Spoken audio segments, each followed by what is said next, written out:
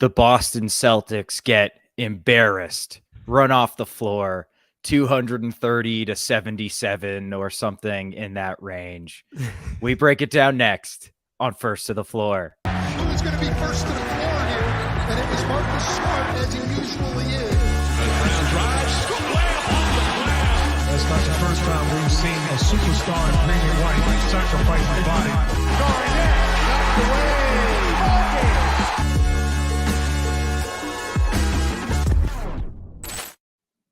Wayne Spooney here. I'm here with my guy, Jake Issenberg, who went live last night on our new Celtics late night show. So definitely check that out if you have not.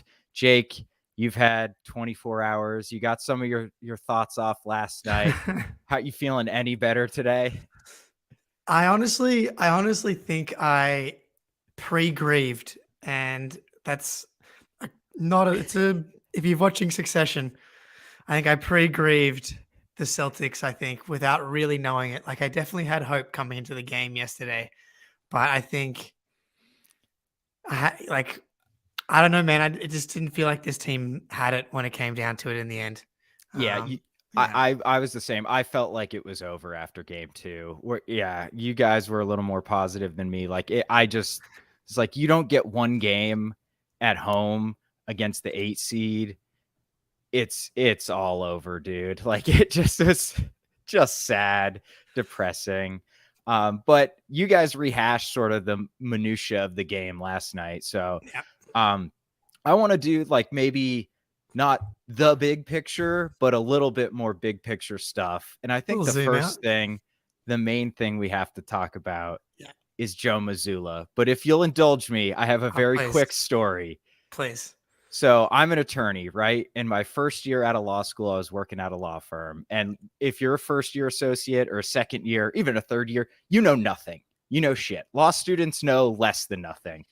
And I've probably been there for like 12, 13 months. And one of the partners like, hey, do you want to do this hearing for me? Like, you just take it over and go for it. So I'm like, yeah, you don't say no to anything at a law firm, right? So I thought I had prepared well enough. I spent a lot of time, but what I didn't know how to do was prepare the right way because I was so green and so new. So when I get to the hearing, I sit down, the other side goes first. In the middle of the other side presenting their case, in my head, I'm just like, oh, fuck. I'm totally unprepared for this. And then when he rested and the judge turned to me, I must have had the look on my face that Joe Mazzulla had on his face last night, because I overall think Joe has done fine, but push come to shove, the pressure is on. You're at the highest level of basketball. Joe looked like, oh, fuck. I have not prepared enough for this. I think Joe Mazzulla was right with you on that lawyer's bench. I've come to the point where I honestly just feel bad for Joe at this point. Like, you can be angry, you can be mad, you can be disappointed, you can be all these things, but the reality is, like, the plan was not for Joe to be in this spot. Yeah, it was not Brad's plan. It was no one's plan. And Ime ruined it, fumbled the bag, fumbled one of the best jobs in the NBA. And the timing of it could not have been worse. Like, the fact that it was after Will Hardy had already accepted the job to Utah. Training camp was like a fortnight away. There was no recourse. Like, who are you going to bring in assistant wise? Like, maybe that's the part that maybe they could have done a better job of, is bolstering the bench around Joe. But honestly, he was like an acceptable regular season coach. Yeah. Like best net rating, 57 wins. Like, a lot of guys got better.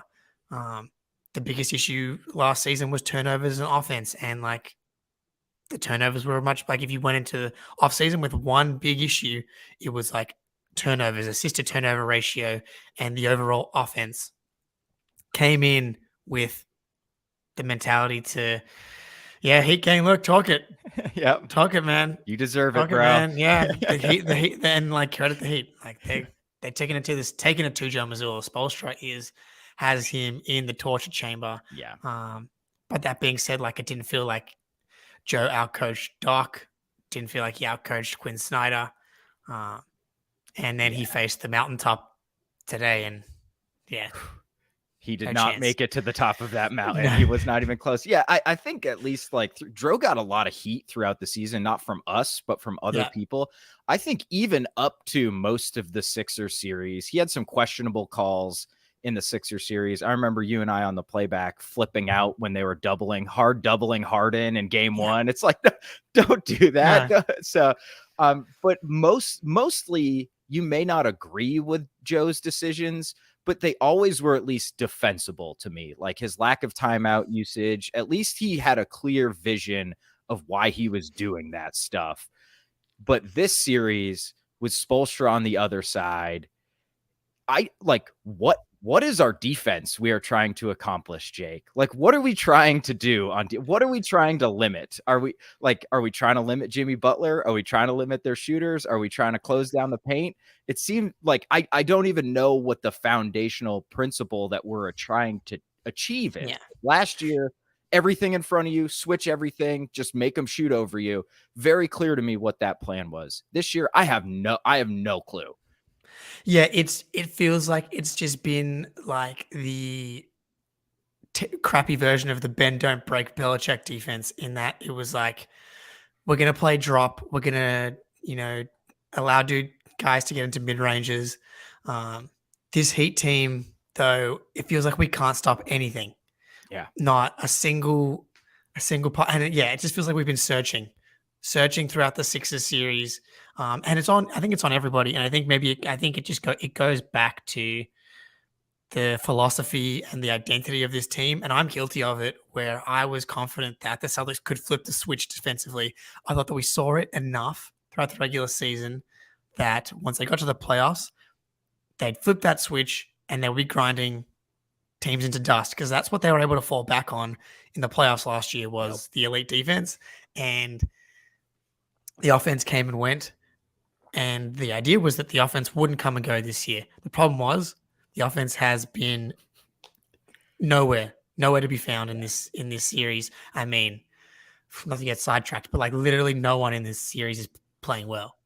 Like no one is turning up on both ends, which outside of Tatum, I feel like in games 1 and 2, maybe Rob, but like defensively, and there's like, Reggie Miller's screaming on the screen. But okay, yeah, great timing. Like Reggie Miller's screaming on the broadcast. They're letting Jimmy go 1-on-1. They're letting Jimmy go 1-on-1, and they double Jimmy, and then he kicks to a shooter who like just knocks it down. Like part of this is the Heat are shooting 50% from 3. Yes. And there's a demoralizing aspect to this where for them, I think, to shut down the Heat offense right now when they're shooting like this, you need to be like so crisp.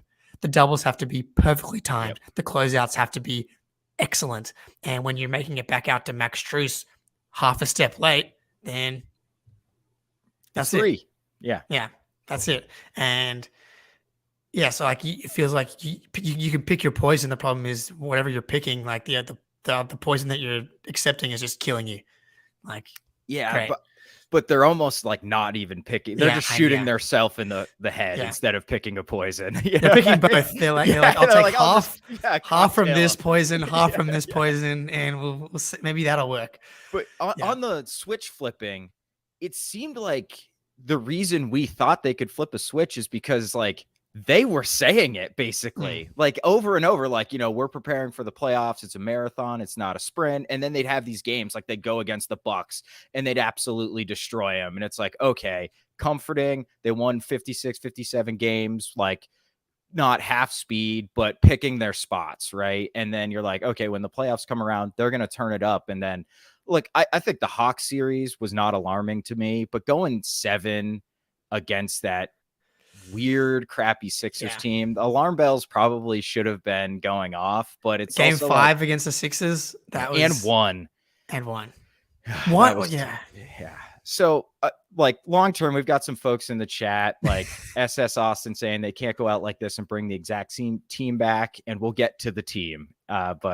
Or coach, like clearly Joe has lost the fan base. Like there's no doubt, even if he has his defenders, and I personally, this is not all his fault, even though it kind of sounds like we're saying it. This is not all Joe's fault.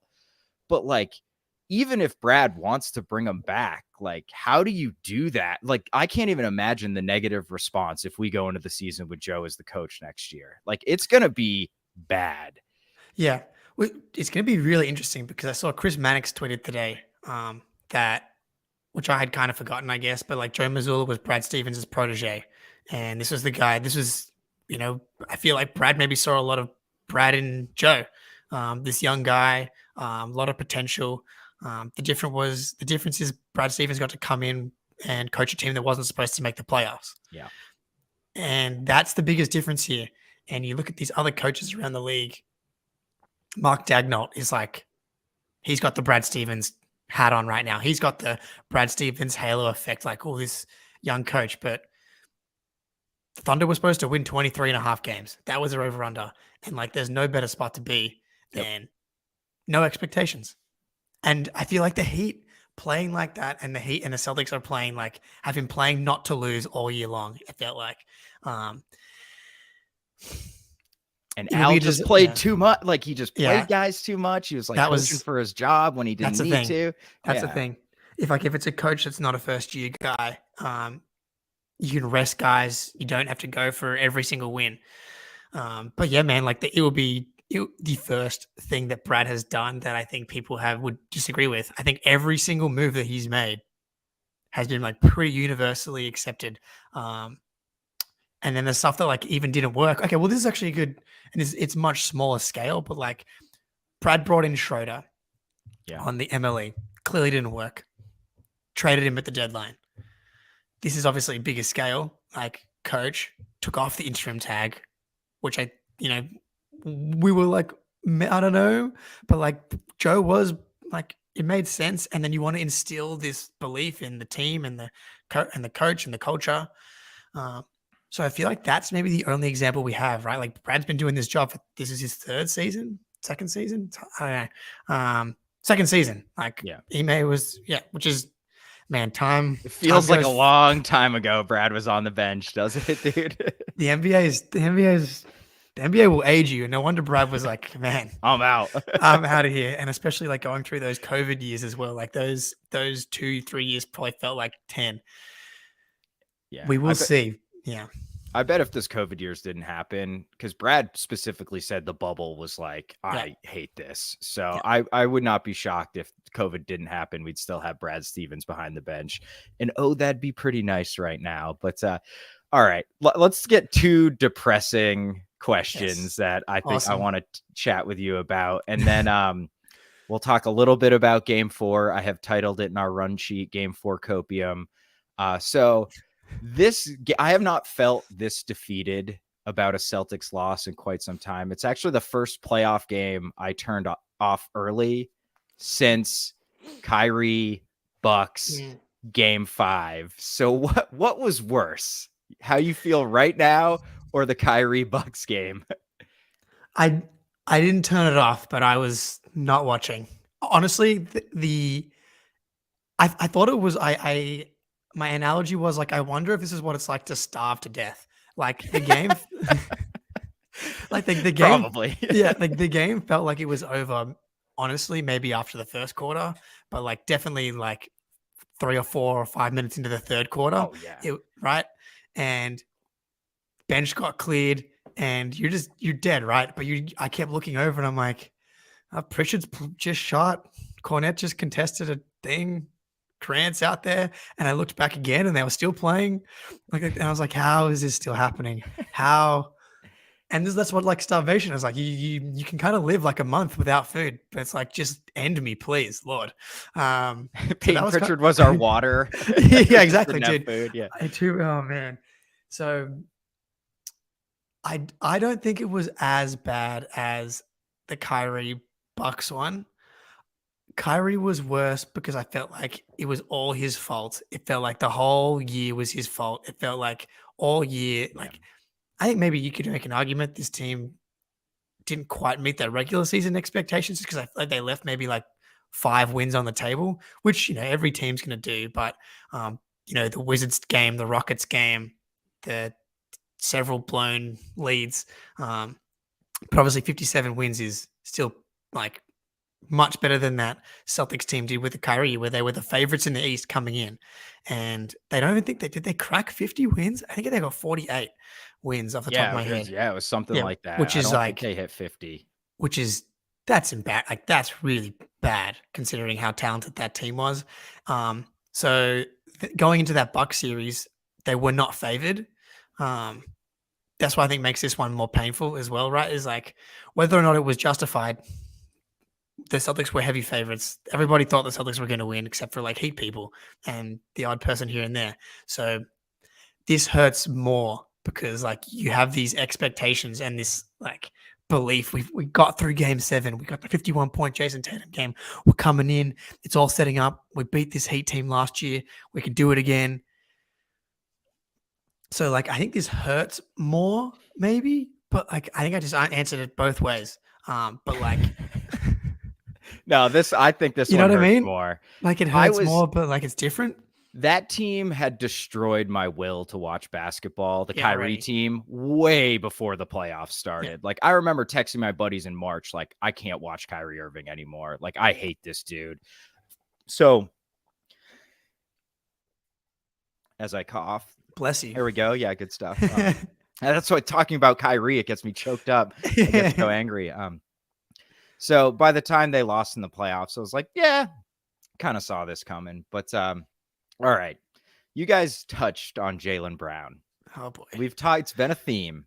We've talked about Jaylen, and I think this might be the worst string of 3 games I've ever seen him play, especially in the playoffs.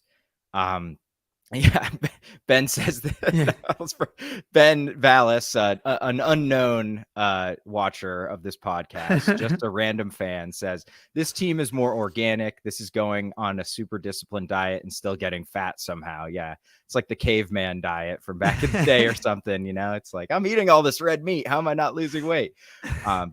So yeah, this one hurts more. But Jaylen's been absolutely atrocious. Like there's no point in sugarcoating it. He has been awful on both ends too. Like he's clearly let his inability to score consistently affect every single part of his game, and now he's forcing it too.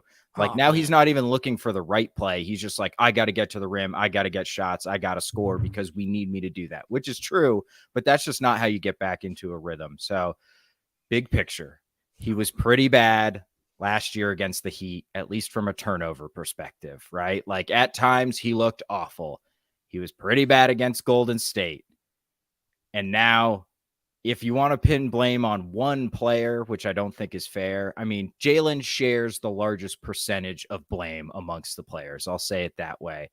So is your opinion changing at all on Jaylen or like his future on the Celtics? Man, it is really hard in the wake of this, right? Like, I know. To not overreact. I think this Heat team is just the worst possible matchup for Jaylen. Like a team that's able to get into him like this. And it's almost surprising that more teams aren't able to do it. I guess when you see the Heat do it, what feels like so easily to disrupt him and to like make him look like a completely ineffective, to make him look completely lost. I think it comes back to coaching a little bit, and that we tried to turn some of the initiating keys over to Jaylen this year. I'd say the most we've tried to turn over to him in Jaylen's career. And I'm hesitant to say that Jaylen can't do something because he's done so much and proven so many people wrong and taken so many steps to get better every single year. So for me to say that I don't think that it might be time to give up the fact that like he can become a 1.5 to assist to one turnover guy as opposed to a 1-to-1.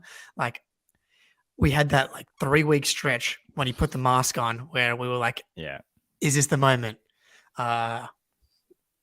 Narrator, it was not in fact the moment where it was the moment. We just didn't know there'd be no moments after it. Yeah. And real quick on coaching with Jaylen against the Heat. Yeah. I actually had a glimmer of hope in the first quarter. Joe got Jaylen 3 straight post-ups to open the game, and he hit 3 straight turnaround jumpers over Gabe Vincent. It's like, that is how you use Jaylen Brown against the Miami Heat. You get him in empty side ISOs or empty side post-ups, and you just let him go to work on a guy who's 4 inches shorter than him. And then we just never did it again. Yeah, I really think that you need to put Jaylen in spots to make him succeed. I think that it's clear, like, he can be an elite flamethrower, absolutely one of the best scorers in the NBA, but you have to put him in the positions to succeed. Those post ups coming off pin downs, you know, I think we've talked about it before, and Klay Thompson is kind of like this comparison where they're obviously different players, where Klay is like this just catch and shoot wizard coming off screens, etc. But like, he doesn't really dribble the ball. He still does. He gets in the post. He'll do the odd, ISO here and there. But I think, Jaylen, he's not going to be a guy you throw the ball to, go make a play for us, because once you get to the playoffs and teams are game planning and some of the best defenses, the deeper you get into the playoffs, the smarter the teams are, the more time there is to game plan, the more film, yada, yada, yada. And we've seen it 2 years in a row where Jaylen's biggest weaknesses have been brought to the forefront, where it just completely stalls the offense. So I think here's what you do. You give Jaylen Brown $290 million and you say, here's your $290 million.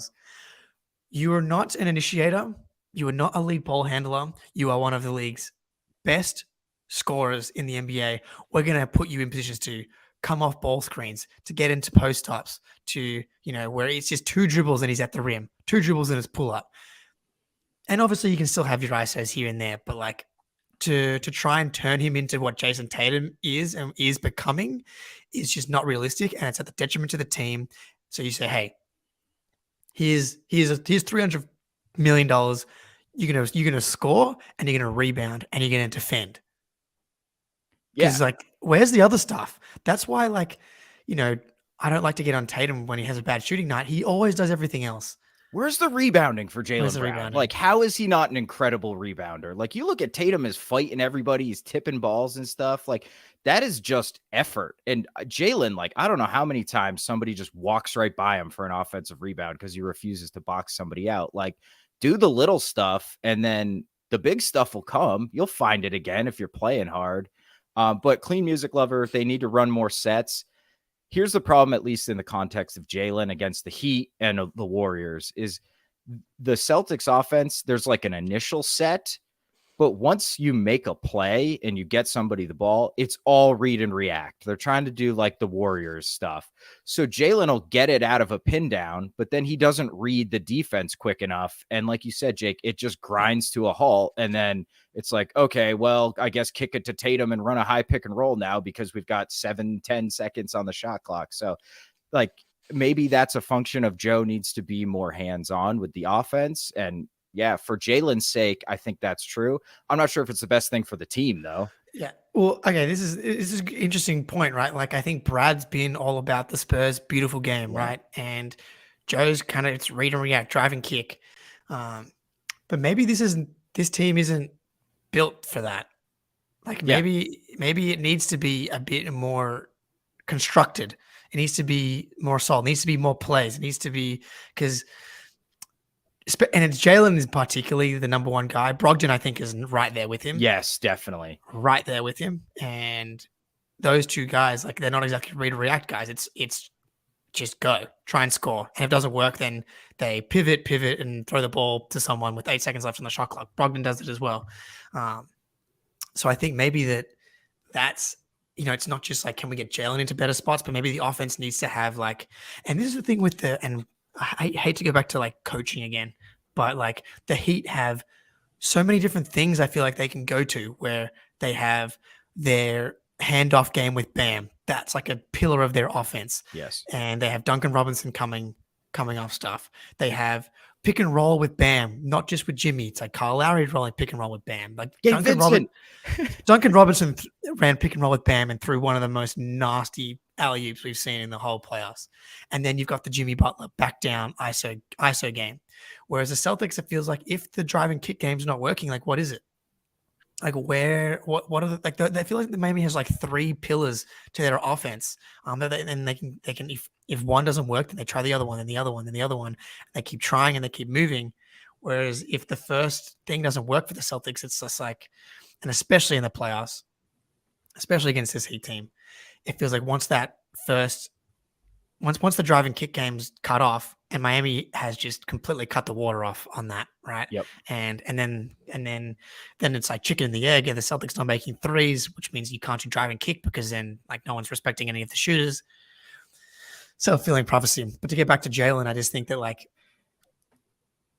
he's not a guy where like he's second team All NBA guy, but I think realistically he's a top 20-ish, top 25, surefire all-star guy. But you have to, it's the decision making. He can dribble the ball. It's just like how many times yesterday is he like sprinting before the ball's even in his hands? Like in game 1 where Marcus throws him this cross-court pass and Jaylen just like drops the ball. He's like clearly in his head. And so Traveled. Like traveling, and like Tatum was shook in game 1 and he traveled twice down the stretch, and JB's had a couple. So it's been brutal to watch, but I want a one word yes or no, Jake. Has this changed your opinion of Jaylen Brown even a little bit? Yes. Okay. Yeah, I'm right there with you, dude. I think like you just can't watch this and not think like maybe it's not Jaylen Brown that needs to change, but the way we're trying to use him just is not going to be effective. But on that extremely depressing note, what a lead in. Oh, go ahead. Do you got something to say, Jake? I was just going to say, like, if you do zoom back just a little bit, like, he still made second team All NBA. He is still one of these most incredible players. And like, in general, the Celtics were in the Final Four again, and no one wants to hear it, obviously, because it's really sad. But like being one of the best 4 teams in the NBA year in, year out is not the worst place to be when your 2 best players are 25 and 26. Could be worse. Could definitely be worse. I'll say that. A bit of optimism right there is, Jaylen's awesome. That's kind of what makes it more frustrating when he falters like this badly, because this is another level of bad performance compared. Like last year, it was more just turnovers. Like he was still making shots. He was still killing it in semi-transition. But this year, it's like just all falling apart. But anyway, all right. So before we move on to talk a little bit of copium about game 4, we've got a message from our sponsor, FanDuel. That's right. Make a fast break to FanDuel during the NBA playoffs, because right now new customers get a no sweat first bet up to $1,000. That's $1,000 back in bonus bets if your first bet doesn't win. Get in now. I'm going to bet on Celtics in 7, maybe. We'll see. Get in now while the odds are good. So I love the great promotions every day. It's safe and secure. You get paid instantly on FanDuel. There's no better place to bet all the playoff action than America's #1 sports book. Visit FanDuel.com/Boston and get a no sweat first bet up to $1,000. That's FanDuel.com/Boston. FanDuel, official sports betting partner of the NBA. 21 plus in select states. First online real money wager. Only $10 deposit required. Refund issued as non-withdrawable bonus bets that expire in 14 days. Restrictions apply. See full terms at FanDuel.com/sportsbook.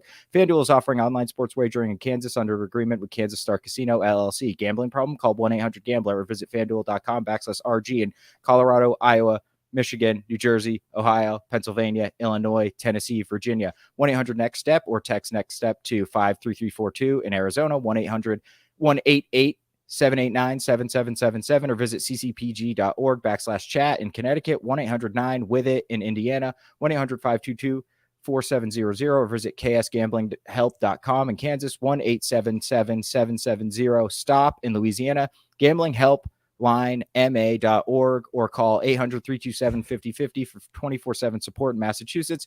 Visit mdgamblinghelp.com in Maryland. 1-877-8-HOPE-NY or text HOPE-NY to 467-369 in New York, or 1-800-522-4700 in Wyoming, or visit 1800gambler.net in my home state of West Virginia. Jake, game 4, do you have any bets for us? Look, I know things are tough right now, but if you're one of these people who believes in the future of the Celtics, that they still have a little bit left in them. Celtics money line and Jaylen Brown to score 30 plus. I love it. Let's go. Plus 508 on FanDuel right about now. Look, who knows, man? Who knows? There's a reason that's plus 508 would be my warning shot on that one. Yeah. There's a reason $10 gets you 50. Yeah. All right. So Vandell Harris says, my question to you two is, our season over? So we're going to talk game 4 a little bit. And I'm insane. This is stupid. I'm a sicko as well. I don't think we lose game 4. So I just don't. Like, we can't get swept, right? So if we win game 4, Jake, what's it look like on the offensive end and the defensive end? On the offensive end, sure, at some point we have to hit shots, right? Right. Yeah. At some point. The problem is I feel like shots are so tied to emotion and so tied to confidence, and there could not be a bigger chasm between the level of comfort and confidence that the Miami Heat are playing with and the Boston Celtics are playing with right now. And so, like, but maybe there's going to be an element to, like, you know, season's over, whatever, like, we may as well let it fly. Just go hoop. Yeah. I would like to say that maybe the Heat let their foot off the gas, don't maybe step on the throat, but it does not really feel like something the Miami Heat do. But teams up 3-0, you know, maybe they get a little complacent. And then I'm such a sicko that, like, they win game 4. And I'm like, hey, man, maybe the Celtics win game 5. And then it's a game 6. Yeah, it's one game at a time, and then going back to Boston for 7, baby. Hey, any team could come back from 3-0. It's After this friggin' group of goofballs who are like, we need our backs against the wall. No, don't do that to us. Stop it. I was thinking going into game 3, like, oh, backs against the wall. This is the Celtics team we're going to get. But then I was like, well, this is the team that now has relied upon their backs being against the wall this many times, and now they're at a point where they're just, like, relying on that idea, more so than, like, good actually being desperate. It's like, oh, it just happens now. We always play well with our back against the wall, so all the shots are just going to go in, and life's going to be good. Versus, like, no, you got to, like, dig down, grind this stuff out, and actually go out and get a win on the road, which was not there yesterday. But maybe it's there tomorrow. I don't know. Why not? Yeah. Why not? Why not? They got to win one. Yeah. Finally, the Celtics are not favored. Like, literally for the second time, the entire playoff run. Got the Heat right where we want them, baby. And defensively, I would like to see, and I don't want to say it's a lack of effort, because I think partially, like, what we were talking about is, like, doesn't seem to be a coherent plan. So, like, it's hard to play hard when you don't know where you're supposed to be or who you're supposed to switch on to. So I would like to see us simplify things. Just switch everything. Just do it. Just see what happens. Well, what about, and then double Jimmy? I was gonna say, what about poor Derek White? Because I know. Like, that poor guy, dude. Like, he's just getting, but, like, at least commit to a plan. Right. And maybe the secondary part of the plan is Jimmy ISOing in certain spots on certain dribbles. Like, why? Like, obviously Jimmy's a infinitely better playmaker than Joel Embiid. But they're also way better at doubling Joel Embiid and getting out to shooters. And that's probably an execution thing on the side of Miami versus, and this, again, Clean Music Lover goes back to, like, the season. Like, where are the junk defenses? Where are the things to turn to? Why the Celtics would be great at zone? They'd be so good, dude. That's what, like, but the problem is Miami runs zone this is why they're so difficult to play offense against, because Ben said it on your guys' pod last night. You watch every possession, they're in a different zone, or they're in a box and one, or they're playing man with drop, or they're playing man with switching everything. Like, you just don't know. And we've sort of, like, confuse ourselves on defense, but we ain't confusing the offense. You know what I mean? Like, why do you not implement a zone at some points in the season? Like, you're going to need that sometimes. So it just, like, it's, and Ime didn't do it either, but he had these guys so locked in on this switch everything and he had a different Al Horford. I think that's part of it too. Yeah. Well, I just think that when you're on the Al Horford thing, that this is a bad matchup for Al. Like, I think we Yeah. saw this last season as well, right? Like, Bam had some really big games against the Celtics last playoffs too. It was like when Rob was there, and we didn't even talk about this, but like I would start Rob. Yes, definitely. Got to. Like, and I think not even for tomorrow, but for the following season, it's like at some point we're going to have to turn the keys over to Rob as a starter, and Al's going to be the bench guy. Let's see what Rob can do. And I know he got the 2 fouls yesterday, and that kind of impacted how much he was like able to play. But like, how do we know? Like, I thought that he was so much more effective in the previous game that like, and then by the time he came in, the Heat were already hot. Bam was already comfortable. It was over. Yeah, and like run 100 Rob Tatum pick and rolls until they can prove they can stop it. But Yeah, those 2 fouls on Rob were so Tony Brothers, dude. They're just like, get out of here, Tony Brothers. Like, we're already losing this series. Come on. Like, come on, bro. Hook us up one time. We needed Scott Foster yesterday. Yeah, the extender, baby. So I kind of feel like maybe the answer to this is yes. And they definitely gave up in game 3, but have they given up? Okay. So, I mean, like, I guess they technically gave up in game 3. That second half of the third quarter was bad, dude. Did you see the video going around of Wick and Joe on the sideline? No. Okay. Bill and Russillo mentioned it on their pod last night, and I saw it on Twitter today. It's like they're getting blown out at some point, that's going to have to be a bit more specific because that was several points in the game yesterday. But Joe walks past Wick, and he like turns back to Wick and says like, kind of like says something to him like I am, or like I got it or something. And then Wick like is like sinking in his chair and like gives like a little like finger twirl, like get him out of there or wrap this up or something. And that's honestly something I can't remember ever seeing like on any team, let alone the Celtics. Like that would never happen to Brad. That just wouldn't. And like I think that speaks to like where Joe, and again, it's just not Joe's fault, dude. Like he probably has been treated kind of as an intern type figure for like guys like Wick and stuff, just because like he is. So I think that everybody felt it. Joe kept those guys out there maybe too long, but like third quarter starts, and I know you were like me. Marcus Smart, offensive rebound, and one. Comes back down the other end. I had like the play-by-play up here earlier. I think we doubled Jimmy and got a stop or a turnover or something. Yeah, it was like, Smart got a free throw, then Vincent kind of cooked D White on that's right. Yeah, on the thing. Yeah, and then Horford misses. Butler hits a fadeaway on and one on D White again. Brown gets a layup, but then like comes back down the other end, and Reggie Miller and Stan Van Gundy are like screaming like, Jimmy Butler's going off again. He just gets the N1. You have to help on Jimmy. They help.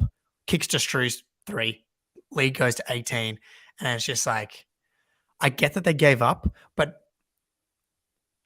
nothing that they were doing was working. I don't really blame them, but they did give up. One thing that I always loved about Brad is if the starters weren't bringing it, he would go to those dudes who have not played in like 2 weeks and just like, nope, I'm going a full bench lineup. You guys just play super hard and teach the starters a lesson. And Joe like never did that this season, probably because he didn't feel comfortable, which like, I know I truly feel bad for Joe. I really do. I'm a WVU grad, man. Like I live in Morgantown still. I really want him to be successful, but windows close fast, and you just cannot wait for him. I think he will be a great NBA coach someday. Just not now. Yeah. If he gets fired, right? Like someone else will pick him up as an assistant, obviously, right? Yeah. I hope. Like, do you think he'd take a demotion? It'd be weird. I think Joe would personally, from everything that that he's spoken about, like humility wise and all that kind of stuff. Feels like he would be open to it, but like, does that work in the locker room? Right, exactly. Where there's like this nice try, buddy. Little guy. Yeah. Is it true that Jimmy Butler was the guy because he played for Marquette that like beat Joe in his last game. I saw that going around Twitter today, like in college, that Jimmy Butler was like, because they're the same age. Jimmy's like almost 34. Yes. Yeah. I don't know. I was not at WVU yet when Joe was here. So I remember their Final Four team that he was on, but I don't know what happened in his senior season, to be honest with you, but probably. I saw a picture of just like Jimmy Butler screaming, like, and Joe Mazzulla in the background being sad. I was like, man, that's what is this world, dude? Brutal. It's Jimmy Butler's world, man. We're just living in it. He's the main character, man. Yeah. All right, Jake, let's have some fun. Yeah. Let's have a little fun here. Yeah. So, all right, let's not take this too seriously. This is for fun. Listening and in the chat. But look, if you're one of those people who believe the Celtics need a big shakeup that's not just the coach, I think there's two guys that have real tangible value and would be a big shakeup. You can't trade Tatum. Like you're not going to upgrade on Tatum. Yeah, he's completely off the table. Those two guys are Jaylen Brown and Marcus Smart. Ooh. I only have two Marcus Smart trades. You're absolutely going to despise them. But I have a question. Like just before on the Marcus Smart piece, I feel like if you're going to make a trade with Marcus, I feel like you could make the same trade with Derek or Malcolm, right? So it's like of those three guys, that's the question to me. It's like which one of those three are you trading? Yeah. You think it's Marcus? I don't think trading Derek or Malcolm's a big shakeup.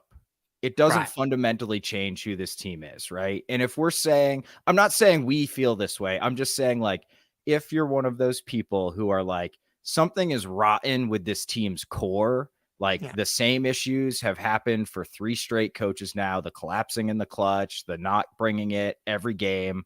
Like, Marcus has openly embraced, like, I am their mindset. I'm the heart of this team. So I think you can make the argument that, like, in order to shake up and change those bad habits, Marcus is the guy that's got to go, not Derek or Malcolm. So that's why I chose Marcus, because then it's a true shakeup. Like Malcolm, it's like, okay, whatever, fun season, see you, buddy. And Derek, I don't know how Derek's got value, but man, these playoffs are not helping it.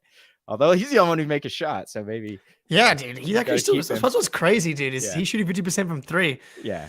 But he's just doing literally nothing else. So anyway, all right. So you hinted that you had some Jaylen Brown trades on the stream last night, one of which was an Atlanta trade. Do you have those with you? I have it. Okay. Is the Atlanta trade for Trae Young? No. Okay. So that's what I was thinking. Like, you need a ball handler. There you go. Okay. Okay. And this is a question too. It's like, if you're going to rank the Celtics issues, where does it start? And it's like, is the crunch time issues at the top of that? Because you look at game 5 against Atlanta where they blow that lead. You look at game 1 against Philly where they're up 4 with like 2 minutes to go. Game 4 against Philly, they're up 5 with 2 minutes to go. Game 2 against Miami, they're up 10 with like 6 minutes to go. A lot of that feels like it could be fixed with like a legit ball handler. Like you watch Jamal Murray, right? And that's why I was thinking Trae Young. I know, but I can't get there with Trae Young. I know. I'm with you. Yeah. I'll pull it up here. So this feels dirty, man. I got to be honest. Do it. Yeah. So Jaylen Brown out to Atlanta for DeAndre Hunter, Onyeka Okongwu, AJ Griffin, and 3 first-round picks. I don't know what the value is because of Jaylen's expiring contract. I think it would have to be like the wink deal, right? Like if a team's going to be giving up this stuff. Oh yeah, but those always happen, dude. Like when Denver traded for Aaron Gordon, it was like, don't worry, we'll take care of you. So okay, I'll pull it up again. Like, what do you? I don't love this one. But here's the thing. I love but I love Okongwu. I don't like AJ Griffin, whatever. He can't defend, but at least he can shoot and he's big. So that's fine. But I am just not a Hunter guy. I'm sorry. Fair. And he's old. Okay.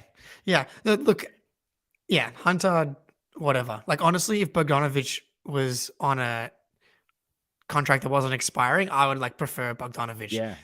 He's just buckets in the clutch. Like, and I feel like a guy that could really help those issues. I almost think if you swap out like, because you could do the same thing with First of all, you might get some extra picks in there if you swap Hunter for Bogey, and you could do the He's same with. expired though.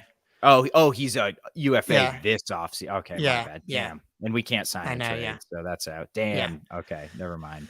So like All right. the Atlanta thing, it's like, or there's a potential DeJounte Murray piece to that, but the problem with that is that he's got 1 year left on his deal, and I don't really feel like playing the Kyrie game with DeJounte Murray. Yeah, I'm not a huge DeJounte Murray guy, to be totally honest with you. So.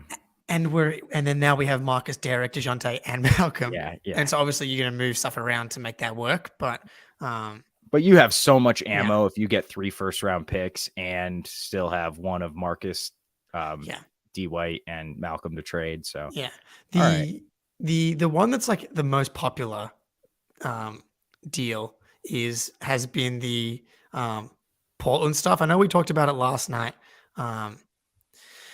How do you like? Where would you? Because there's 2 directions, right? It's either the Dame direction, which would be like I think you can make it work whether or not it's Grant sign and trade or not.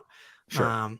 Or it's a direction where it's like Simon's #3 for Jaylen or Shaden Sharp and Shaden like or that. whatever. Yeah, it's like that's the deal. Which is if there's a way to like squeeze Jeremy Grant out of them too, he's a free agent now as well. Oh dang, man! Yeah. Then that to me, like, I just don't think the Dame thing is realistic because Portland has like made every move they make is like to please Dame, so I just really don't think they're gonna trade him.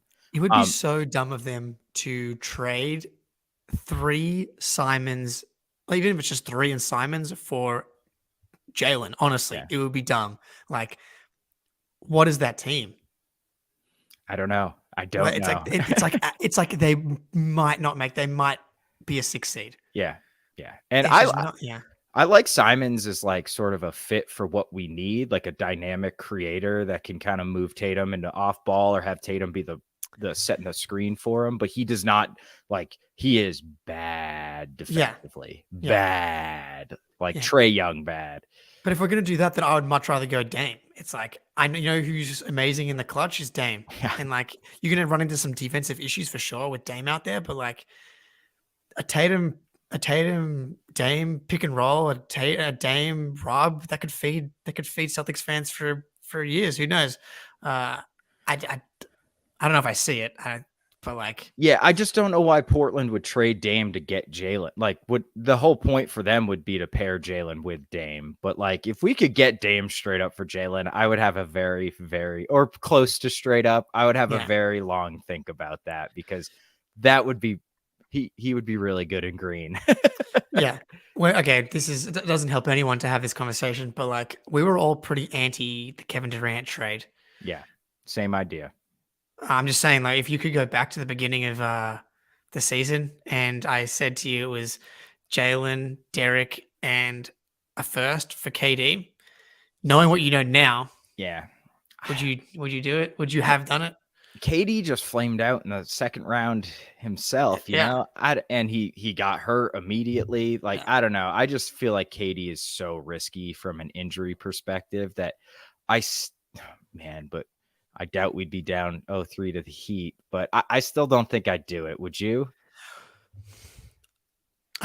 No. I honestly think the best chance of this team winning a title has always been Jaylen and Jason like smack bang in their primes. And like, this has always been the struggle, is that like in the bubble, we needed this year's version of Tatum. Like if this year's version of Tatum is in the bubble, they probably make the finals. We probably win the finals last year if we have 29-year-old version of Jason Tatum. It's just like, he's so good for a 25-year-old, but he's building. He's not Jokic. He's building exactly right. But even Jokic when he was 25. I'm with you. Yeah. Yeah. Like, how old was Jokic what was Jokic doing when he was 25? Like, how old is he now? He is 27, 26. He's 28, right? 28. Yeah. And so it's like, okay, when Jokic was in his 25th season, they lost in the first round with that terrible team, and the year prior they lost in the conference finals or was the first round, right? So it's like he was a completely different player 3 years later. He was out of shape. He had not even won an MVP yet when he was Tatum's age. And now he's Javon Carter. He's not He'd solving be any of your Javon. problems. He's a No, WVU grad, baby. yeah, Let's go get Javon. No, he'd be a nice little replacement Sure. if Pritchard gets traded. Sure. Sure. Yeah. But that I He don't ain't think that's our swinging issue. this series. Yeah. Yeah. And so that's, I think, the question that Brad has to try and figure out is that how do we, well, I don't know. What do you think the team's number one issue is? Like, if I think that it's this clutch time stuff, or like when we have a 12-point lead with 6 minutes to go, why do we lose some of these games? Like, that is probably because if you win game 5, if you win game 1 and game 4 against Philly, like you feel different. Well, and like we had a lead in game 1 of this series, and like game 2, we had a lead, did we not? I mean, and then just like completely fell apart. So, I'm with you that I think like a consistent way to score when Tatum is like doubled and tripled is the way to solve it. And that's supposed to be Jaylen. I'm with you. I wouldn't actually trade Jaylen Brown. I'm fine with super maxing him and going forward with these two. But my biggest concern is replacing Al Horford. Like we need to replace Al. Like he was super important to this team. And I think a big issue with how we've been playing is because Al has not been good. He looks 36 because he's a 36-year-old man trying to play like 30 plus minutes a night against Bam Adebayo. So like we got to replace Al. But I will say, well, what about the Sixers series? He was awesome against Embiid. I know. Yeah, but like defense. I'm not saying get rid of Al, but like in 2 years, Al is not going to be a rotation player. Oh my, Nas Reed would be awesome. I got a mini trade here. Here we go. Yeah. But look, I think next year is, and look, you want silver linings for this season, this series. Oh my, touching on wood. Rob is healthy. Yeah, currently healthy, going into an off season where he can really work on his body, and I think that's the succession plan right now is Rob. Like Rob has the talent, has the potential to absolutely no question be a starting center on a championship team. definitely. In my opinion. The question is, can he hold up? And I don't think we need him to be 32, 34 minutes, but like, can he play 28 minutes a night and you don't have to worry about him missing 30 games? Yeah, get him in the underwater workouts. Yeah. Like that's honestly, knees over toes program. That was what fixed my knees. Him having, and like it's going to be on Rob. And I feel like I don't feel like we know that Rob is like this crazy work ethic dude that's like going to work on his body. Like that needs to be like, we need to hear Rob's got the nutritionist. We need all the stories of like Rob really committing to like a massive off season. And because like the Tatum Rob pick and roll, he has no idea how to play offense, and he's just like throwing this stuff at the rim. But he has this insane touch. It's that so all crazy, of them go dude. in, dude. Yeah. He's absurd. Like he is he could be the piece. I just don't feel confident. Like Tatum, I know for a fact will reach his ceiling. Yes. I have absolutely no doubt that every year he's going to come in, working on his game, getting better, getting healthier, getting stronger, etc., etc. I don't feel that way about Rob. I need to feel that way about Rob. Yeah. Yeah, and maybe finally having a healthy offseason, Yeah. he'll have a chance to really work on skills instead of just getting right. So that's the hope. Work on your handle, buddy. Look at what Bam's doing, Rob. Honestly, you can do that. You can Rob do could all be that Bam, stuff. no? Yeah. He reads the game. All right. So I got a couple. We're approaching an hour already. So just unless you got a spicy Jaylen one, you want to throw up quick. What do I got? Oh, this might make you throw up. Okay, please. All right, good. Jaylen Brown. I don't hate it. DeMar DeRozan, Alex Caruso, and 2 first-round picks. And then obviously you have to trade one of Derek, Marcus, and Brogdon after this as well. But Caruso, honestly, this is more of a Caruso trade than a DeMar DeRozan trade. I love Caruso. Yeah. Caruso is unbelievable. And then DeRozan, I think, is a guy that you feel comfortable with in crunch time as well. Yeah. So yeah. I'm fine. Yeah. Yeah. Jordan, what's up, dude? Jordan B. Yeah. OG. Yeah, it's been a tough series. I mean, I love DeMar. I think he's probably got at least 1 or 2 more elite seasons left in him, and Caruso rocks, and then 2 more picks to go get somebody else to add to the core, find an Al replacement. I don't hate it. My Bulls, Nipster, my sorry. Bulls friend who I sent that to said, deal if you take out one of the first round picks. I was like, okay. All right, make it 2 seconds. Yeah, take a second. That's why he said make the second first, the second, and we're in. I'm like, Yeah, okay. all right, okay. I sent it to Brad. All right, I got a couple Marcus Smart trades we can kind of breeze through here because none God. of these are super like good. They're pretty terrible, Jake. Well, this Much is the worse point than as yours. well, right? Is that like everyone can talk about trading everyone, whoever you want. You come up with a trade that makes sense and actually makes us better. And the other team wants to do it too, Yeah. which is very hard as well. So like, okay, Detroit, they stink. I'm thinking getting a pick back here. Oh, wrong one. But never mind. I didn't get the Detroit trade. This is my mini trade. Okay. So Al Horford, Marcus Smart, Sam Hauser, veteran ball handler who can operate in the clutch, Mike Conley, and Jaden McDaniels, who replaces the kind of the wing depth and the stopper role that Smart's going to vacate. So like kind of a short-term trade, but also Al's a huge piece. He's in this trade. Like you're just kind of swapping that time for Mike Conley. You're just changing positions on the old guy. And I love Jaden McDaniels. I think he's awesome. Oh. So I know maybe this is just kind of shuffling the deck chairs a little bit, but Conley and McDaniels for Smart and Horford, and Hauser I threw in there too to make salaries work. And because I think they need shooting really bad. So no, I think Hauser has real value. Yeah. And cannot believe that he hasn't been playing throughout the playoffs and especially to start this series. I just think Minnesota probably says no to that. I think Jaden McDaniels is maybe their second most important player on that roster at this point. And then they bring in Al Horford. So now they've got Horford, Cat, and Gobert. Maybe they're doing a Karl Anthony Towns trade. Well, they're doing it for Smart. The trade is for Smart, and Horford can kind of play.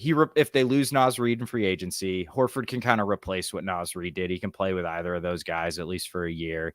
And then Smart takes over for Conley as their long-term solution at point guard. He's a distributor, doesn't need the ball, and he replaces McDaniel's wing stopper role on defense. Dude, look, honestly, I would do it because of what I think about Jaylen McDaniels. Jaden McDaniels, he's incredible. Yes. If you have a lineup with Rob Tatum and Jaden McDaniels out there, and Jaylen when he tries. Cool. Great. All right, this is a really shitty one. All right, this one's terrible. I don't even know why I put it through or why I'm bringing it up, but whatever. It's been a long series. Washington, Marcus Smart for Daniel Gafford and Monty Morris. What are you doing, Spooney? And I forgot to throw a pick in here, but we'd be getting a pick as well. Monty Morris, solid, decent point guard, ball handler. Daniel Gafford, Rob Insurance, solid starting big. You get a pick to add to the, to the war chest to trade, Al and picks for his replacement or Grant if it's a sign and trade. I don't know. This is a bad one. I think you got to get this off the screen. All right. I'm putting it back up. Yeah.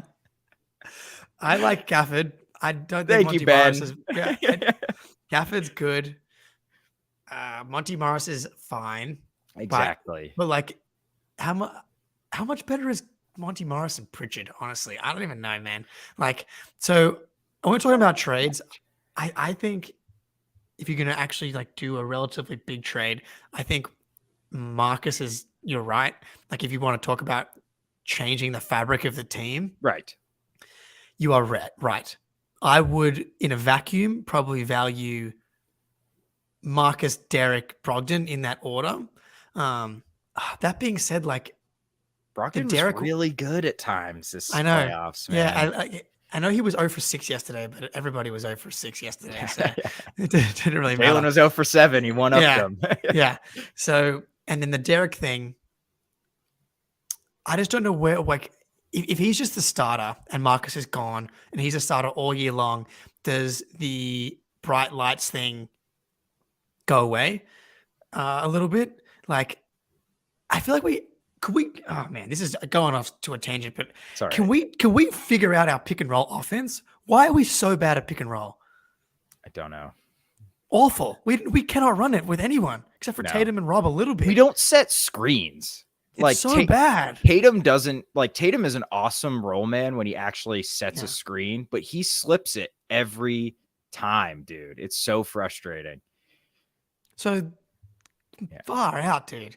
Rob we too, should be able to- kind of. He doesn't set hard screens either. So Yeah, anyway, I agree. Like, not smart. You're trying to toughen up or go so. Like, I kind of agree, but we don't have a single offensive thing that we go to that you feel comfortable. Have you seen Tatum post up in this series? I don't know. This is now. I'm just gonna. Dude, start. I'm right there with you, bro. Hey, check this out on Celtics blog. I wrote something about Joe Mazzulla. Joe Mazzulla has lost the plot. I mean, I'm with you.